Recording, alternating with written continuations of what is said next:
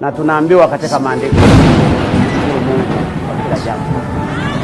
Lakini kwa leo niliona nije na Biblia hapa. Tunakumbushwa katika Yeremia 33. Hatuoni kwamba tunakuwa sasa tunataka kufuata sheria za nchi au tufuate muundo kwa Mungu kama vile tulivyopewa na Mwenyezi Mungu tangu tulipozaliwa kwenye matumbo ya mama zetu? Asante sana wakili.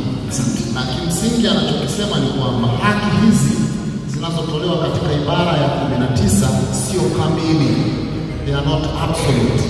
Na kama sio kamili, maana yake zinaweza zikapunguzwa na sheria fulani. Na mazingira ambapo zinapunguzwa ni mazingira ya aina kubwa 3 au 4. Jambo la kwanza, kulinda usalama. Jambo la pili ni amani. Jambo la pili ni maadili.